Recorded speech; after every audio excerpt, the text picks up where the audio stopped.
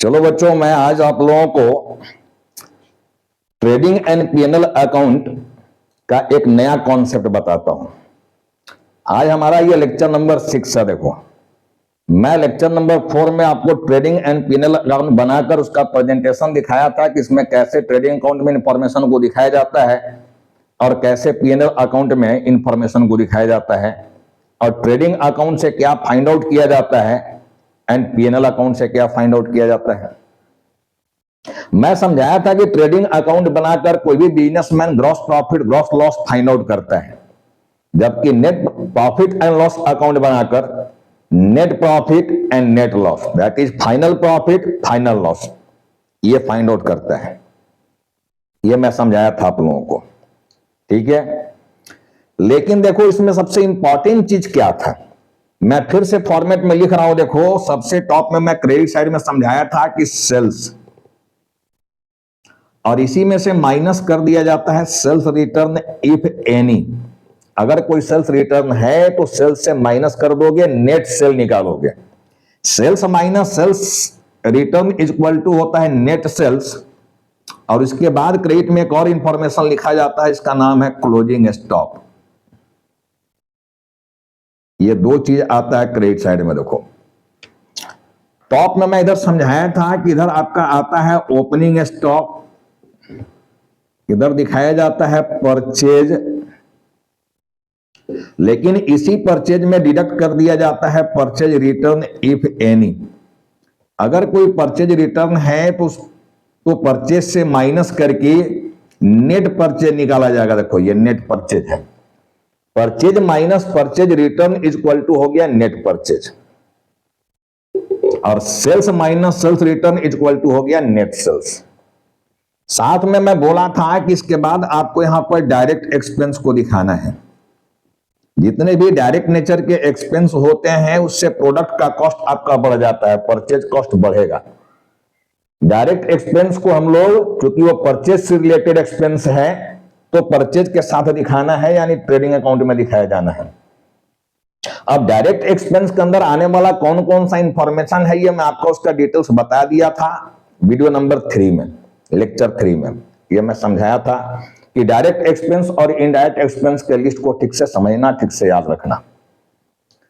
लेकिन देखो, इसमें इंपॉर्टेंट चीज क्या हो रहा था, इसका बैलेंस हम लोग कर रहे थे। मान लो क्रेडिट का अमाउंट ज्यादा है, तो जो अमाउंट वहां आया वही अमाउंट यहां आना चाहिए। यहां हम लोग बैलेंस निकाल रहे थे और नाम दे रहे थे ग्रॉस प्रॉफिट, और इसी ग्रॉस प्रॉफिट को हम लोग ट्रांसफर कर दे रहे थे। देखो नीचे यहां पीएनएल अकाउंट में बाई ग्रॉस प्रॉफिट, ये कर रहे थे हम लोग। लेकिन सबसे बड़ा सवाल खड़ा हुआ था, देखो क्लोजिंग स्टॉक में। यहां पर मैं बोला था कि 4 पिलर होता है अकाउंट्स का, 5वां कोई पिलर नहीं होता है। ये बार बार मैं समझा चुका हूं जर्नल वाली भी वीडियो में। जो बच्चे जर्नल वाले वीडियो नहीं देखे हो वो काइंडली जाके जर्नल वाली वीडियो को ढंग से देखो, और उसमें बहुत कुछ समझने सीखने की प्रयास करो। बहुत कुछ समझाया गया उसमें। पूरे अकाउंटेंसी में मैं बोला था कि सिर्फ 4 पिलर होते हैं। इसी 4 पिलर पर अकाउंट्स के सारे चैप्टर्स आए हुए हैं। सारे चैप्टर्स बनेंगे उसी चारों पिलर पर, चाहे चैप्टर्स कुछ भी हो, चाहे वो 11th की टॉपिक हो, 12 का हो, बीकॉम हो, उसके आगे हो, जो भी है, सीए, कॉस्टिंग, सीएस, कहीं भी चले जाओ, अकाउंट्स में 5वां बात होता ही नहीं है। 2 डेबिट का पिलर होता है, जिसमें एक होता है E for expenses and losses, और एक होता है ए फॉर एसेट्स। पूरे अकाउंटेंसी में डेबिट केवल 2 ही चीज का किया जाएगा, या तो एक्सपेंसेस लॉसेस या एसेट्स। तीसरा कोई भी चीज अकाउंट्स में डेबिट कभी नहीं होता है। ठीक उसी तरह से ये क्रेडिट, जो कि माइनस है, डेबिट प्लस क्रेडिट माइनस, बार बार साइन समझा रहा हूं, मैथमेटिकल अप्रोच। तो क्रेडिट भी केवल अकाउंटेंसी में 2 ही चीज का होता है। देखो, तीसरा कोई भी चीज अकाउंट्स में क्रेडिट नहीं होता है। एक होता है आई फॉर इनकम और दूसरा एल फॉर लायबिलिटी। तीसरा कोई भी चीज अकाउंट्स में क्रेडिट होता ही नहीं है। और पूरा खेल अकाउंटेंसी में मैं बार बार समझा रहा हूं कि डेबिट और क्रेडिट का है। जिन बच्चों का डेबिट और क्रेडिट स्ट्रांग हो गया, उसको चार्टर्ड अकाउंटेंट बनने से दुनिया का कोई ताकत नहीं रोक सकता है, जान लेना। यह मेरा दावा है कि अगर आप डेबिट और क्रेडिट पर ढंग से कमांड कर लिए हो किसी भी टॉपिक को दिमाग में डेबिट और क्रेडिट के रूप में सोच लेते हो, किसी भी एडवांस लेवल का ट्रांजैक्शन या सिंपल लेवल के ट्रांजैक्शन का रिकॉर्डिंग कर लेते हो, दैट इज उसका डेबिट क्रेडिट कर लेते हो, तो आपको कोई भी प्रोफेशनल कोर्स को पास करने से नहीं रोक सकता। दुनिया का ताकत अकाउंट्स में। बाकी तो जो भी थ्योरी है, इकोनॉमिक्स है, लॉ है, जो भी पढ़ना है आपको, तो याद करने के टॉपिक है, समझो, पॉइंट को याद रखो, दिमाग में लिखो। लेकिन अकाउंट्स में कॉन्सेप्ट को क्लियर करना है, लॉजिक को समझना है। मैं जब एसेट्स का डिटेल्स पढ़ाया था बेटे, तो ये समझाया था एसेट्स के डिटेल्स में कि एक फिक्स्ड एसेट, दूसरा करेंट एसेट्स। आप जाके करेंट एसेट्स को डिटेल्स को चेक कर लेना। करेंट एसेट्स के डिटेल्स में ही क्लोजिंग स्टॉक आया हुआ है। होना भी चाहिए एसेट्स भाई। जो सामान हमारे पास ईयर एंड में बच गया, जो सामान हमारा नहीं बिक पाया, बताओ वो क्या होगा। ये चारों पिलर में क्या होना चाहिए? जो सामान हमारे पास बच गया, क्या उसको एक्सपेंस बोले? बोले क्या? इनकम बोले? जब तक वो सामान बेचोगे नहीं तो इनकम होगा नहीं, तो फिर इनकम तो है नहीं। क्या लाइबिलिटी बोले? लाइबिलिटी है। लाइबिलिटी का मतलब होता है पेमेंट करना। तो जो सामान हमारे पास खुद बचा हुआ है वो लाइबिलिटी भी नहीं है। पेमेंट कहां करना है? सामान बचा हुआ तो हम सेल करेंगे, सेल करके प्रॉफिट लॉस अर्न करेंगे। तो ई है नहीं, आई है नहीं, एल है नहीं, तो फिर ये है क्या? अब एक ही पिलर बच गया, देख लो, एसेट्स। तो क्लोजिंग एसेट्स, जो क्लोजिंग स्टॉक जो होता है वो एसेट्स होता है, करेंट एसेट्स। अब आप ही लोग बताओ कि जब वो एसेट्स है तो एसेट्स का जगह बैलेंस शीट में है या ट्रेडिंग अकाउंट में है? सारे बच्चे बोलेंगे सर बैलेंस शीट में है। बैलेंस शीट में एसेट्स को लायबिलिटी दिखाया जाता है। तो फिर ये ट्रेडिंग अकाउंट के क्रेडिट में, that is income side. Credit side मतलब इनकम साइड। देखो इधर का साइड इनकम साइड है और ये डेबिट का साइड एक्सपेंस और लॉस का साइड है। एक्सपेंस लॉस दिखाया जाता है डेबिट में।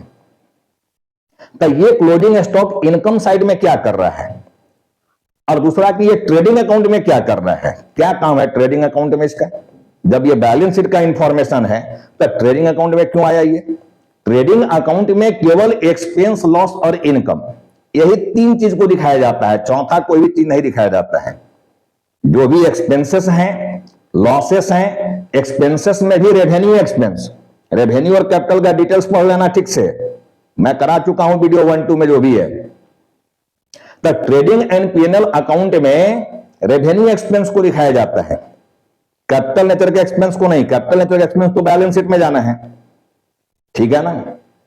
तो पूरे trading and profit and loss account में किसको दिखाया जाता है? एक्सपेंसेस को, लॉसेस को एंड इनकम गेन को, ठीक है? आप यहां पर लिख सकते हो इसको for the year ending, for the year ending 31 मार्च, मान लो हम 24 ले रहे हैं, चलो 2024 है। आज इस कॉन्सेप्ट को समझने की प्रयास करो। अच्छे अच्छे स्टूडेंट्स इस बात को नहीं समझ पाते हैं कि क्लोजिंग स्टॉक वास्तव में यहां क्या कर रहा है, यहां क्यों आया, जबकि ये एसेट्स है तो बैलेंस शीट में होना चाहिए था। अब समझो, मैं समझा रहा हूं कॉन्सेप्ट क्या, देखो लॉजिक क्या है। ट्रेडिंग अकाउंट से आप क्या निकालना चाह रहे हो भाई?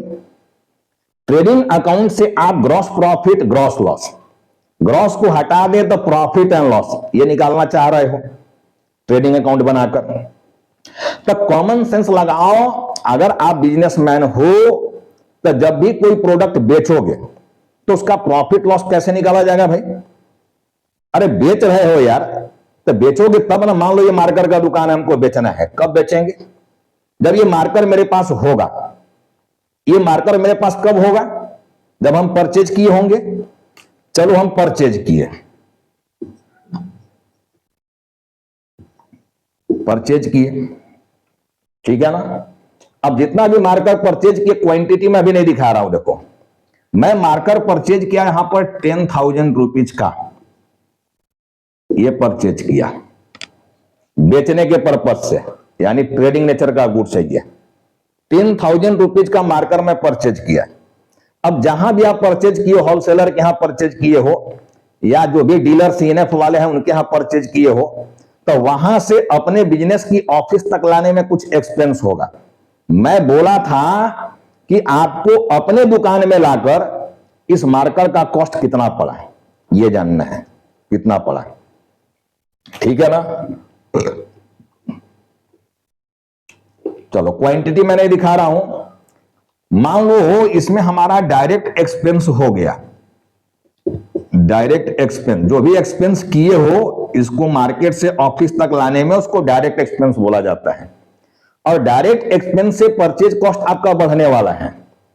मान लो इसमें आपका 500 रुपीज का एक्सपेंस हो गया, तो अब आपका जो नया कॉस्ट निकल गया वो 10,500 रुपीज है, ठीक है ना, 10,500 रुपीज। क्लियर हो गया। ये आपका न्यू कॉस्ट है, न्यू कॉस्ट, यानी कॉस्ट प्राइस बोल सकते हो। अगर मान लो ये पूरे गुड्स को हम बेच दें, 10,500 का अपने पास गुड्स है, आप जान लेना, आपका नया कॉस्ट आ गया 10,500। अगर मान लो 1,000 पीस ये खरीदा गया था, तो 1,000 से इसमें डिवाइड करोगे तो एक मार्कर का दाम निकल जाएगा, अब नया कॉस्ट। अब मान लो ये सारे मार्कर को मैं बेच दिया, ठीक है, सारे मार्कर को मैं बेच दिया, तो जो भी हमारा सेलिंग प्राइस है, जो भी हमारा सेलिंग प्राइस होगा, मान लो जो भी कॉस्ट हमारा लगा है, जितना में हम सामान खरीदे, कॉस्ट प्राइस, अब उसको कितना में बेच रहे हो, that is selling price. The difference of selling price and cost price is equal to profit and loss, that is gross profit and gross loss. Selling price से कॉस्ट प्राइस को घटाओगे। अब देखो इसी कॉस्ट प्राइस को क्या बोला जाता है, इसको बोला जाता है, देखो COGS, पूरा गुड्स मैं बेच दिया हूं, ठीक है ना। इसी न्यू कॉस्ट को क्या बोला जाएगा, ब्रैकेट में मैं यहां लिख रहा हूं, देखो COGS। COGS का मतलब क्या हो गया, देखो यहां जगह नहीं है, या इसी के नीचे मैं लिख दे रहा हूं पूरा, देखो COGS, इसका जो फुल फॉर्म होगा cost of goods sold, cost of goods sold, जो माल आप बेच रहे हो उसका लागत है ये। इसी में से माइनस कर देते हो सेलिंग प्राइस, सेलिंग प्राइस ये माइनस करते हो सेलिंग प्राइस। मान लो ये 10,500 का चीज को आप 12,000 में बेच दिया, पूरे सामान को बेच दिया, कोई स्टॉक नहीं बचा हुआ अपने पास। अगर सारा सामान नहीं बेचता इसमें से, मान लो 9,000 का ही गुड्स बेचता है, तब 1,500 रुपए का जो गुड्स बच गया उसको क्लोजिंग स्टॉक कहा जाता है। लेकिन अभी मैं क्लोजिंग स्टॉक पर नहीं हूं, मान लो पूरा सामान हम 10,500 का बेच दिए 12,000 में, तो आपका जो डिफरेंस यहां पर आ रहा है 1,500 रुपए का, इसी को कहा जाता है ग्रॉस प्रॉफिट। ये है ग्रॉस प्रॉफिट, ठीक है। सीधा सीधा कहानी है, देखो इतना लंबा चौड़ा बात नहीं करके, अब कि सेलिंग प्राइस में देखो, selling price that is SP, SP. अगर हम लोग सेलिंग प्राइस से माइनस कर दे COGS को, COGS cost of goods sold, तो हमारा ये निकल जाएगा ग्रॉस प्रॉफिट। इस केस में देखना ग्रॉस लॉस भी आ सकता है ना, कम में बेचेंगे तो, लेकिन अभी डेटा दिख रहा है कि 10,500 का गुड्स आप 12,000 में बेचे हो, तो डिफरेंस जो 1,500 का है वो सीधा सीधा आपका प्रॉफिट है। तो इतना लाम लिफाफ नहीं करके अगर हम लोग सीधा कर दे सेलिंग प्राइस माइनस COGS, तब बताओ हमारा ग्रॉस प्रॉफिट निकल जाएगा या नहीं निकल जाएगा, ये निकलेगा कि नहीं।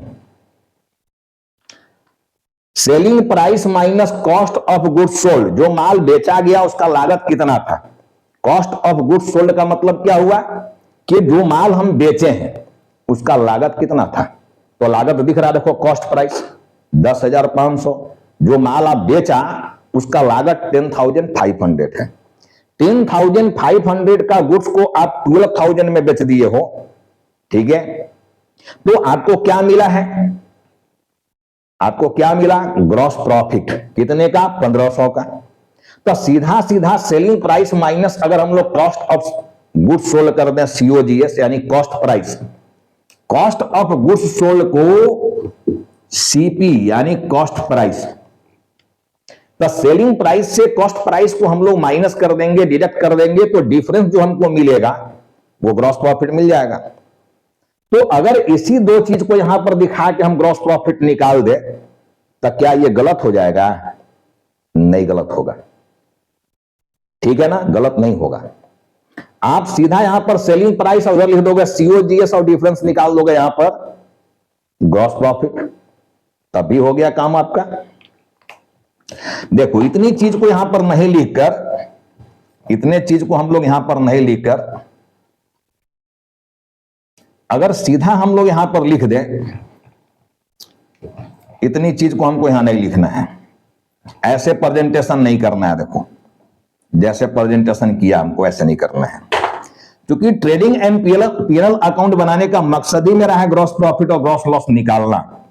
तो अगर हम लोग यहां पर सेल्स कर दें कि 12,000 में माल को हम बेचें और यहां पर 2 कर दें COGS यानी कॉस्ट ऑफ गुड्स सोल्ड, जिसकी लागत 10,500 रुपया है। अब सेल्स में से COGS को माइनस करेंगे तो देखो हमको यहां पर मिल जाएगा ग्रॉस प्रॉफिट, ये मिल जाएगा ग्रॉस प्रॉफिट कितने का? 1500 का। मिल गया आंसर। देखो जितना चीज हम लोग यहां दिखाए थे सेपरेट, उससे भी 1500 ही निकलना है देखना, और इससे भी केवल 2 चीज लिखकर 1500 ही निकल गया ग्रॉस प्रॉफिट, निकल गया ना जी। तो हम ट्रेडिंग अकाउंट में इंफॉर्मेशन को देखो ऐसे भी दिखा सकते हैं। कभी कभी प्रॉब्लम में ऑब्जेक्टिव क्वेश्चन में 2-3 नंबर का क्वेश्चन पूछ देगा कि फाइंड आउट COGS, और कुछ डेटा आपको दे देगा और कह देगा कि कॉस्ट ऑफ गुड्स सोल्ड निकालो। तो अगर हम अपने प्रेजेंटेशन को ट्रेडिंग अकाउंट को ऐसे कर दें तो बताओ इसमें कहीं क्लोजिंग स्टॉक दिख रहा है आपको? है कहीं क्लोजिंग स्टॉक? तो बिना क्लोजिंग स्टॉक दिखाए हमारा ग्रॉस प्रॉफिट ये आया या नहीं आया? ये आ रहा या नहीं आ रहा है? कुल मिलाकर मैं बताना क्या चाह रहा हूं कि क्लोजिंग स्टॉक ट्रेडिंग अकाउंट का पार्ट है ही नहीं। क्लोजिंग स्टॉक बैलेंस शीट का पार्ट है, एसेट साइड का, ट्रेडिंग अकाउंट का पार्ट है नहीं है ये, ठीक है ना। तो बोलोगे सर तो फिर बाकी टीचर गलत पढ़ा रहे हैं क्या? नहीं, गलत नहीं पढ़ा रहे, वो आ रहा हूं मैं इस टॉपिक पर। वो भी सही है वो, लेकिन वो समझा नहीं रहे हैं कि रियलिटी क्या है यहां। मैं क्या बोला था कि मेरा काम पढ़ाना नहीं है, मेरा काम CA बनाना है, चार्टर्ड अकाउंटेंट। मेरा काम है CMA, cost and management account पैदा करना। मेरा काम है कंपनी सेक्रेटरी बनाना, कंपनी सचिव।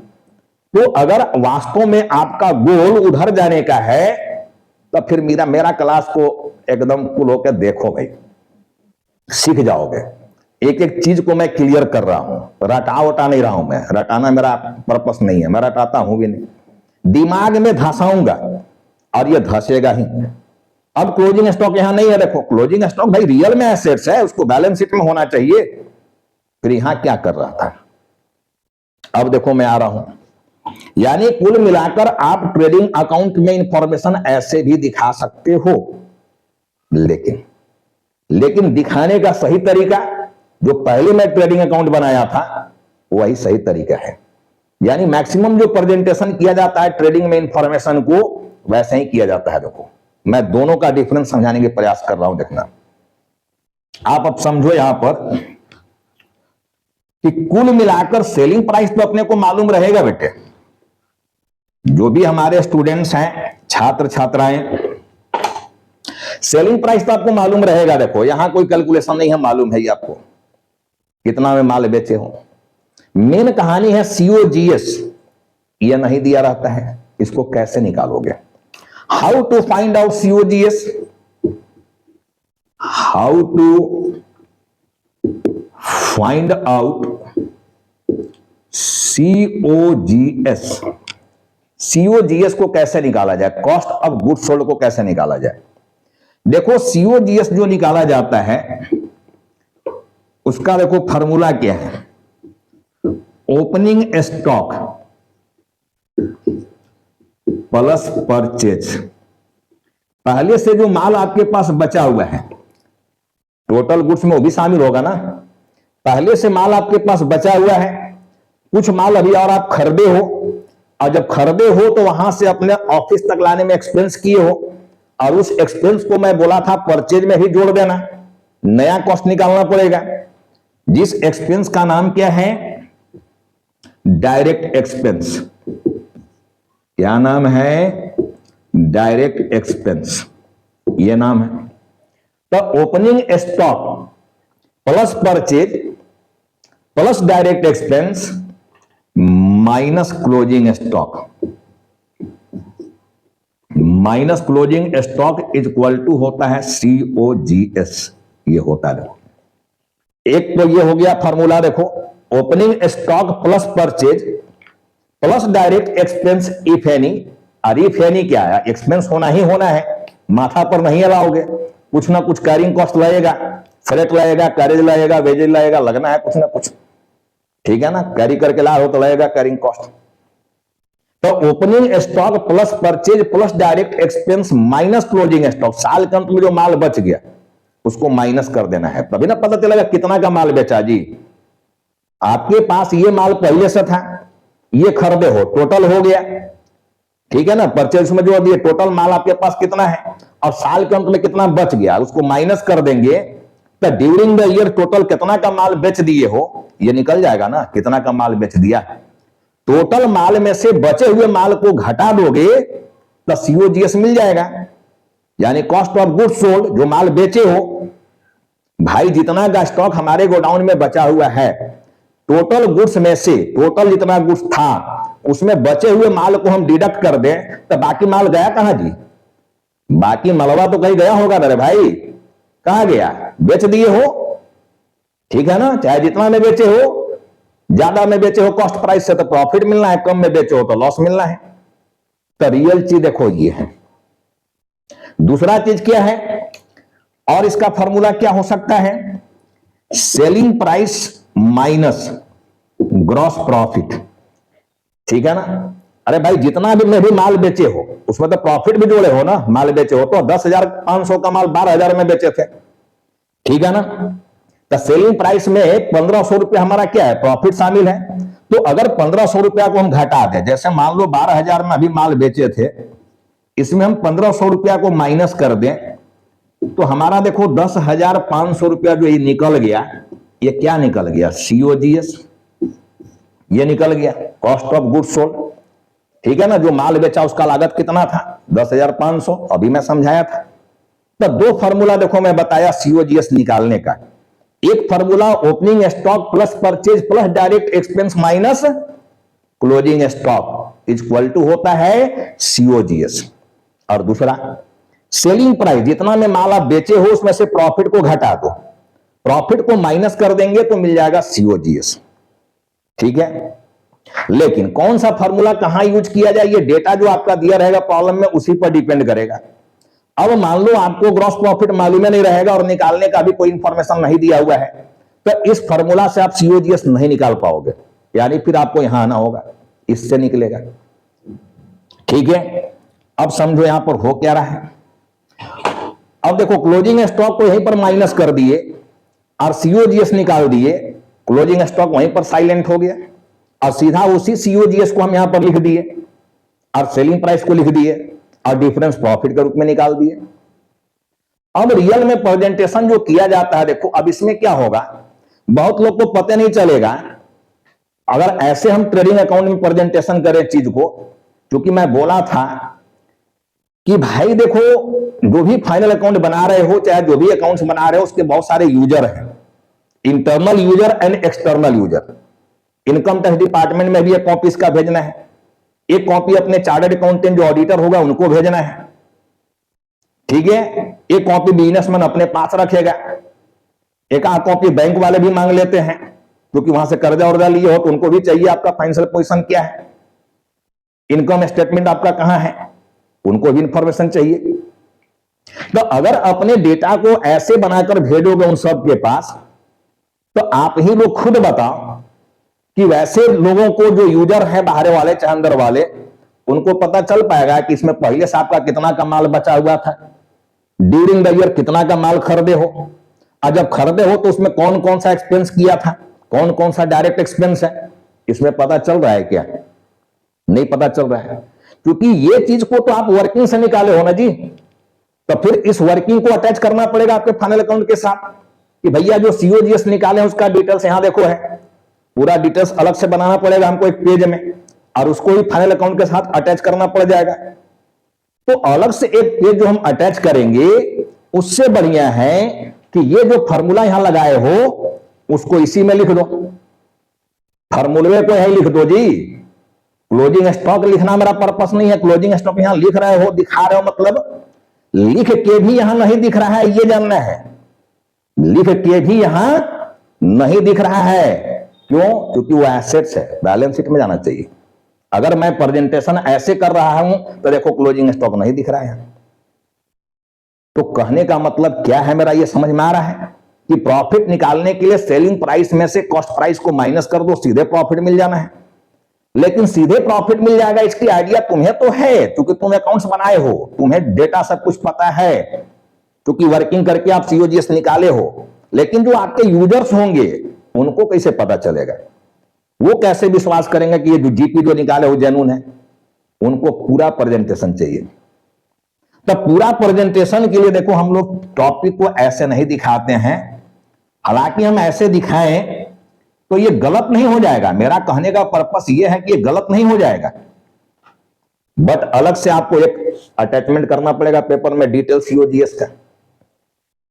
इसीलिए हम लोग प्रेजेंटेशन देखो ऐसे नहीं करते हैं ट्रेडिंग अकाउंट में चीजों को।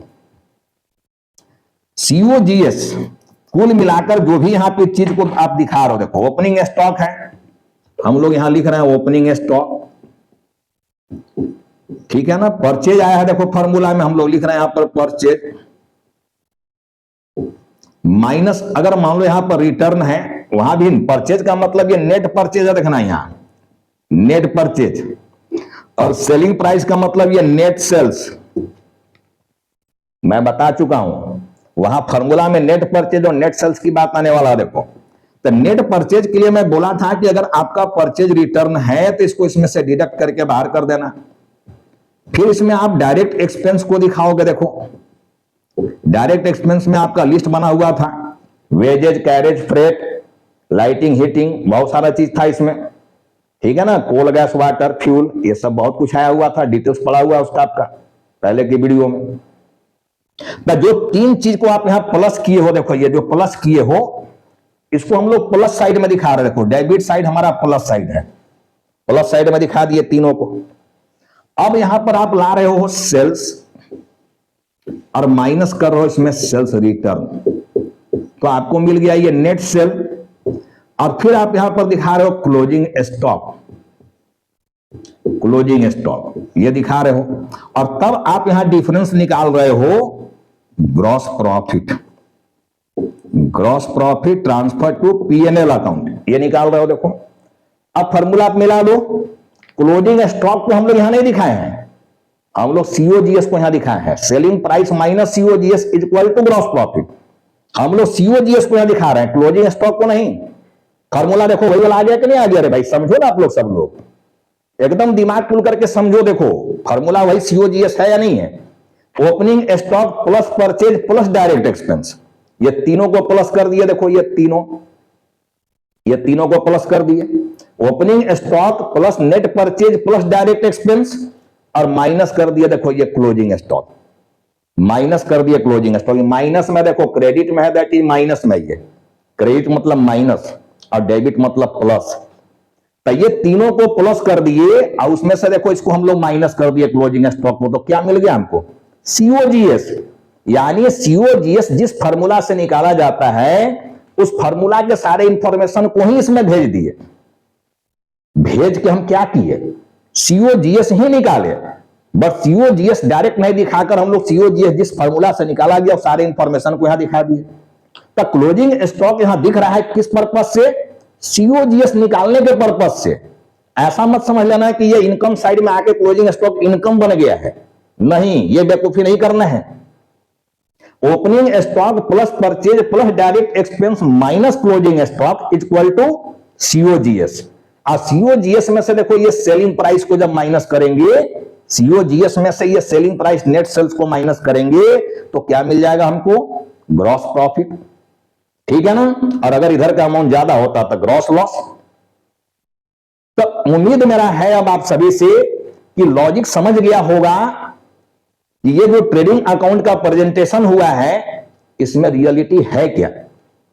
इसमें केवल दो चीज को दिखाया गया है, इतना सारा चीज मत समझ लेना, केवल दो चीज, एक कॉस्ट प्राइस यानी सीओजीएस और दूसरा सेलिंग प्राइस, और वो दोनों का डिफरेंस से निकाला गया है ये ग्रॉस प्रॉफिट। समझ में आ गया सबको? Got it? क्लियर हो रहा है? कॉन्सेप्ट समझ गया? लॉजिक क्या है?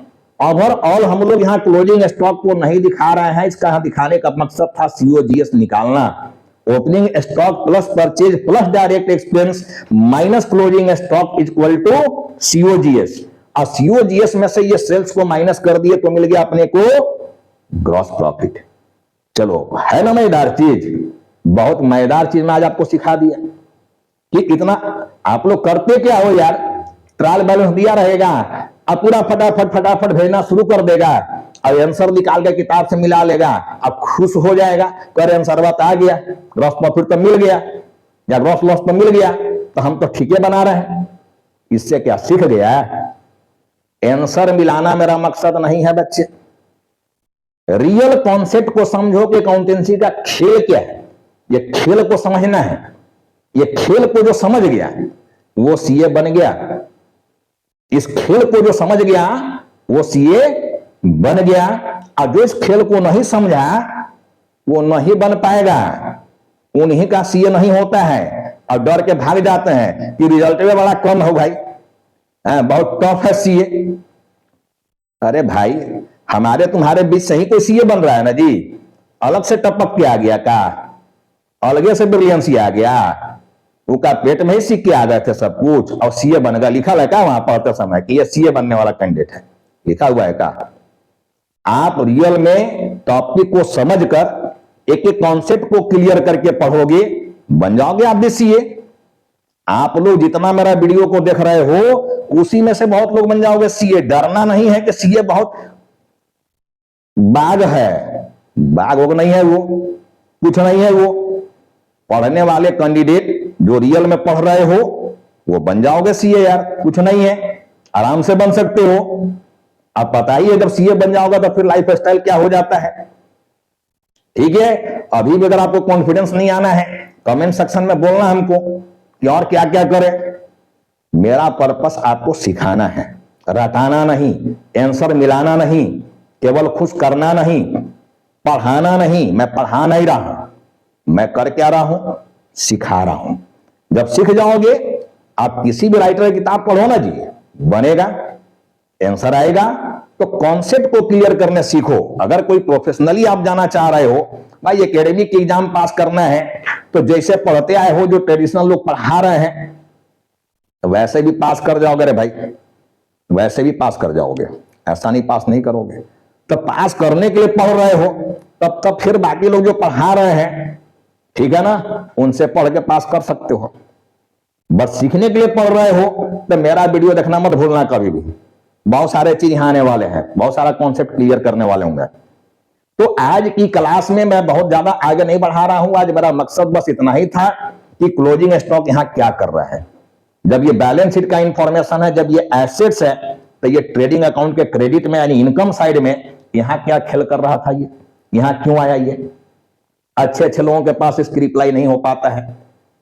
तो आपको एक्स्ट्रा ऑर्डिनरी स्टूडेंट बनाऊंगा मैं, ये मेरा वादा है, जान लेना। ठीक है ना? तो आप वीडियो को ढंग से देखो, प्रैक्टिस करो, रिवाइंड करके वीडियो को देखो, जब तक समझ नहीं जाए, पूरी बात समझ में ना आ जाए, इसको बार बार देखते रहो, समझ में आएगा ही चीज। ठीक है? तो होप कि आपको आज बहुत सारा कॉन्सेप्ट क्लियर हो गया होगा ट्रेडिंग अकाउंट से रिलेटेड।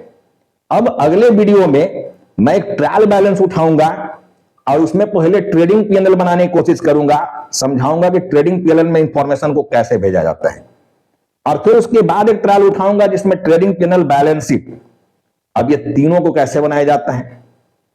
तो पहले तो बनाने सिखाएंगे, उसके बाद में मैं क्या बताऊंगा, इसके बाद मैं बताने वाला हूं कि ट्रेडिंग एंड पीएनएल अकाउंट, यहां लिखा हुआ है अकाउंट, मैं समझाया कि अकाउंट मतलब लेजर, अकाउंट मींस लेजर। तो मैं क्वेश्चन किया था कि अकाउंट्स में पहले लेजर आया था कि जर्नल आया था जी। सारे बच्चे कहोगे जर्नल आया सर, पहले तो जर्नल सीखे थे तब लेजर सीखे हैं। भाई बताओ, तो फिर जब यहां तो डायरेक्टर लेजर बना रहे हो, कहां जर्नल सीखा इसका? कहां जर्नल है इसका भाई? है कहीं जर्नल? डायरेक्ट फॉर्मेट बना रहे हो, आइटम को छाप रहे हो ट्रायल से देख के, और आंसर निकाल दे रहे हो कि हमारा जीपी एनपी तो आ गया सर, तब बन गया, हम तो सीख गए। कुछ नहीं सीखा। वैसा पढ़ाई पढ़ के क्लर्क भी नहीं बन सकते हो, सीए तो छोड़िए देना, या कोई भी प्रोफेशनल एग्जाम को तो छोड़िए देना यार, बढ़िया से क्लर्क भी नहीं बन सकते हो अकाउंटेंसी से रिलेटेड। इसलिए कॉन्सेप्ट को क्लियर करना है, टॉपिक को समझना है। तो चलो आज मैं इस टॉपिक को यहीं पर एंड कर रहा हूं। अगला लेक्चर जो आएगा, लेक्चर नंबर 7, अब उसमें कंप्लीट क्वेश्चन हम लोग ट्रायल को लेंगे, और ट्रायल के साथ ट्रेडिंग पीएनएल बैलेंस शीट कैसे बनता है ये बना कर दिखाएंगे। साथ में उसके अगले वीडियो में मैं पूरे कॉन्सेप्ट को क्लियर कर दूंगा, और आप भी कहोगे कि सर एकदम गदगद हो गया, क्लियर हो गया पूरा बात। ठीक है ना, एकदम आप कहोगे अपने से कि हाँ सर कुछ तो एक्स्ट्रा सिखा दिए आप, कुछ तो कॉन्फिडेंस आ गया, अब लगता है कि हम भी सीए कर लेंगे, या हम भी किसी और एग्जाम सीए में पास कर जाएंगे, सीएस कर लेंगे, कुछ भी कर लेंगे। आप इतना कॉन्फिडेंस आप बिल्डअप कर दिए हमारा। तो मैं इसका जर्नल, जो सबसे इंपॉर्टेंट पार्ट है जर्नल, सारा खेल जर्नल का है अकाउंटेंसी में, मैं बार बार समझा रहा हूं, journal is the base of accounts. If you don't know journal entries properly, you can't attempt any questions properly in accountancy. So at first you have to take proper idea of journal. Journal का proper idea चाहिए सभी को। सारा खेल accountancy में debit credit का है, journal का है, वो कॉन्सेप्ट को क्लियर करना है। देखो उस कॉन्सेप्ट को क्लियर कर लोगे तो अकाउंटेंसी की कोई भी चैप्टर बनाओगे मजा आएगा, आनंद आएगा, लगेगा और बनाए 2 घंटा और पढ़े अकाउंट्स को, ऐसा लगने लगेगा। तो यही फील आना चाहिए, ठीक है ना। तो चलो हम लोग अगले वीडियो में मिलते हैं, अगला लेक्चर नंबर 7 में एक ट्रायल बैलेंस के साथ।